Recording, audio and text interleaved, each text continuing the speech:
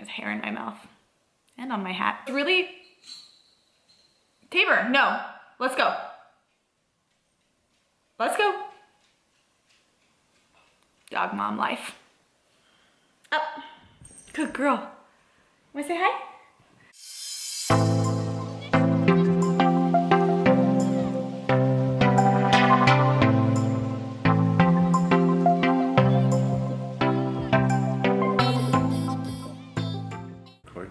Good morning. It's the birthday girl. It's my birthday. Woo! So it's like 8:30 in the morning. Here, let's see if I can find normal light anywhere. Maybe.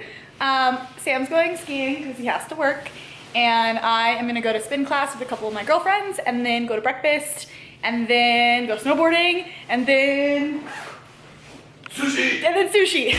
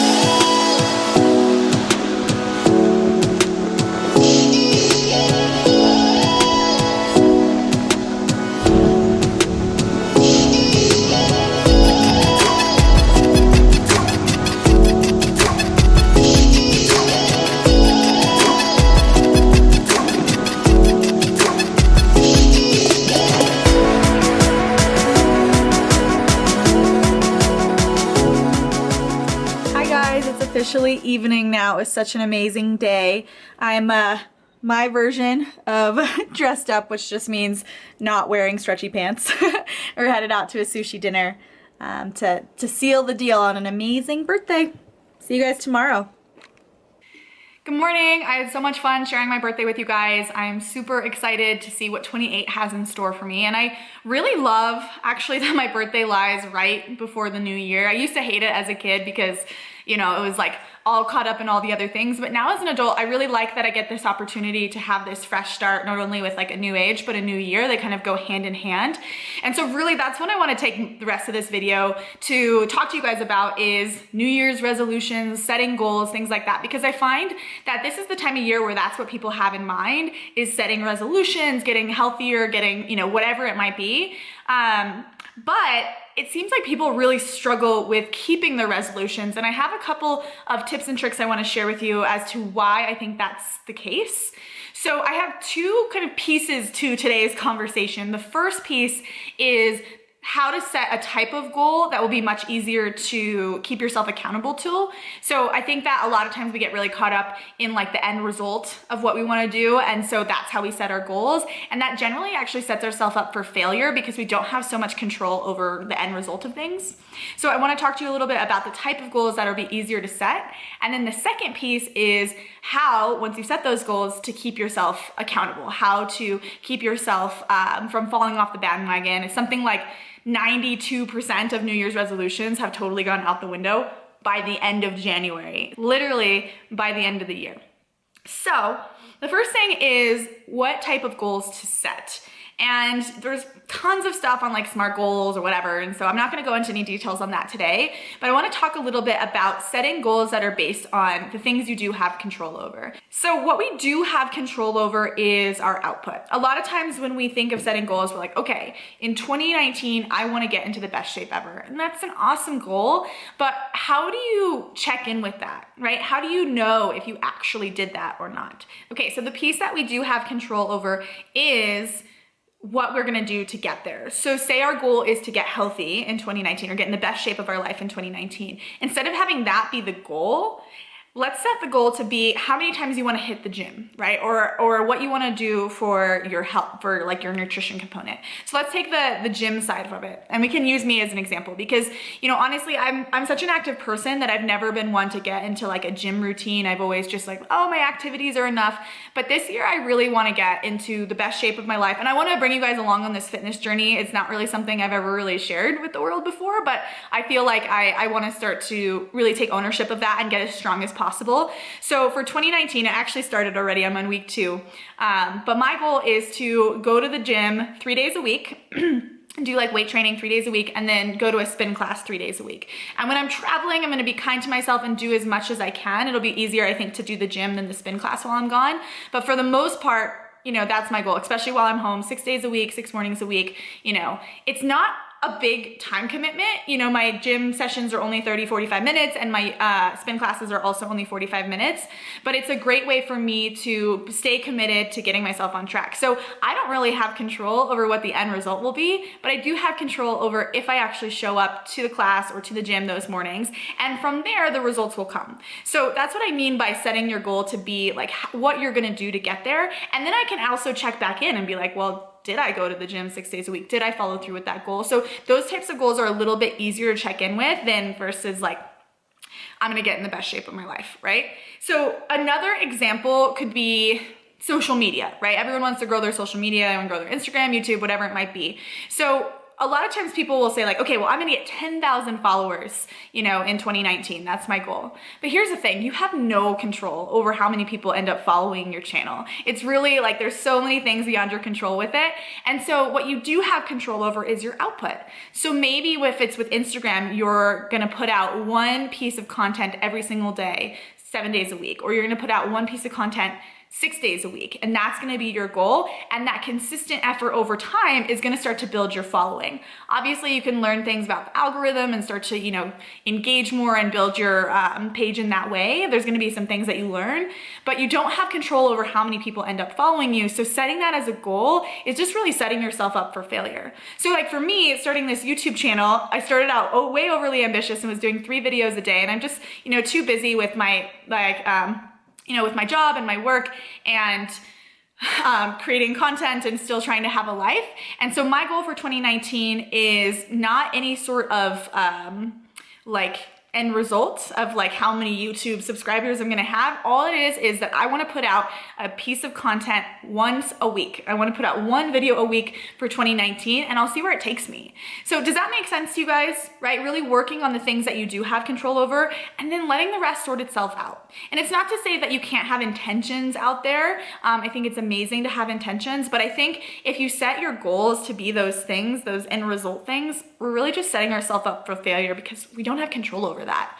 So that's the first piece of like how to set your goals. Now, once you have them, we still have to be accountable to them, right? And so even with all of that, even though those are easier goals to keep, people still end up falling off the wagon. So I have 3 pieces that I want to share with you as a way to help you keep your resolutions, keep your goals, whether that's New Year's or not. I mean, you might be watching this video in June, I have no idea. So the first piece is accountability. I am so much better at keeping things when I'm accountable to someone else or something else. Is anyone else like that?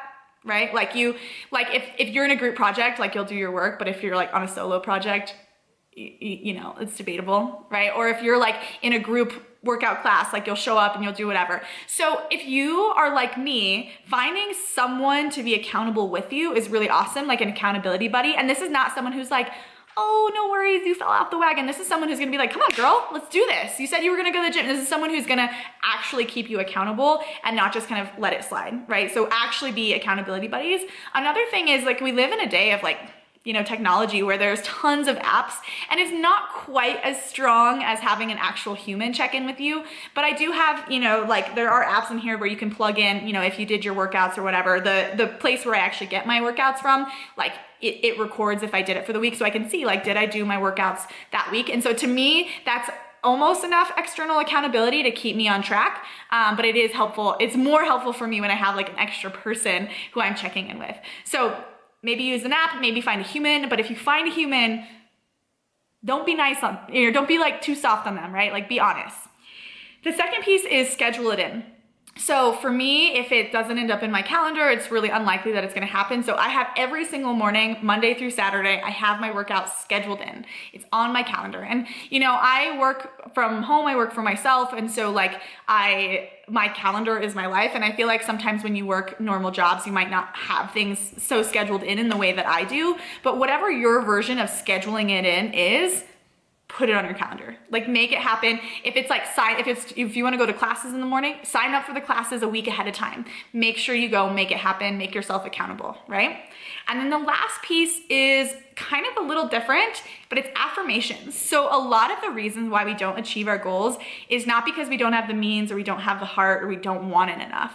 It's because we have these limiting self-beliefs that have been ingrained in us since we were usually pretty young.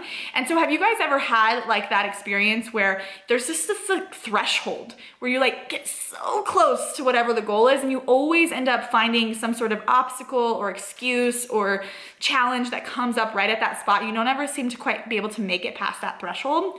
Likely what you're working with is some sort of limiting self-belief. And what happens is we start to self-sabotage. And so we have this, basically you could say like wiring. We're wired to react a certain way when something happens. And you know, if we don't actively work on rewiring ourselves, we just go into autopilot mode. One of my favorite quotes by one of my teachers says, if you don't actively choose your future, your past will choose it for you.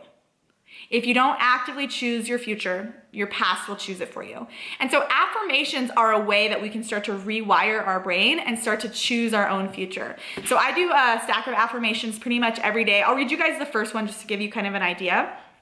It is within my power to choose my state of mind. It is within my power to choose my state of mind.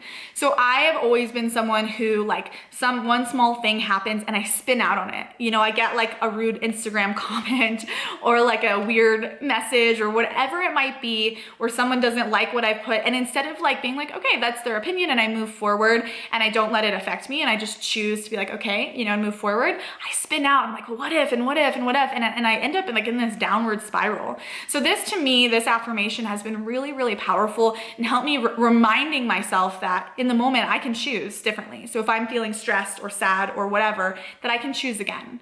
You know, it's not to say we want to bypass all the negative emotions, but a lot of times we spin in them and they're not constructive, right? They're not helping guide us anywhere positive. So this has been one of the many. And, you know, I feel like in order for this video not to be like 30 minutes long, I can't go too much into writing out of affirmations. There are lots of great ones you can find online. If you guys want me to do a video on affirmations, let me know. Just write it down in the comments because I'd be happy to share like how I write my affirmations, which ones I choose, things like that, and kind of the structure, because it does really matter the way they're structured. So if that's something that you want, just shoot me a comment below and I'll make sure that that's a video that I do in the next couple of weeks. So those are the 3 pieces to helping you stay accountable. An accountability buddy, scheduling it in, and starting to rewire your brain so that you're not getting caught up in those limiting self-beliefs. So really that is it when it comes, for me, like these are the things that have made such a big difference as far as goal setting, is choosing to set goals that are based on what I have control over, the actions that I can take instead of the end result, and then doing the pieces that are gonna keep me accountable and keep me from falling off the bandwagon. So I'm super excited to be back here on YouTube. This is just one of many. Like I said, my New Year's resolution is to do 1 video a week. So every single Monday, you'll be seeing a YouTube video from me, lots of different random content. If there's anything specific, as always, that you want me to cover, just shoot it down in the comments. And if you haven't already, make sure you subscribe to my channel, like this video, because it really helps support me, especially as I'm starting to get this channel off the ground. Thanks so much, guys. Have an amazing new year, and I'll talk to you soon.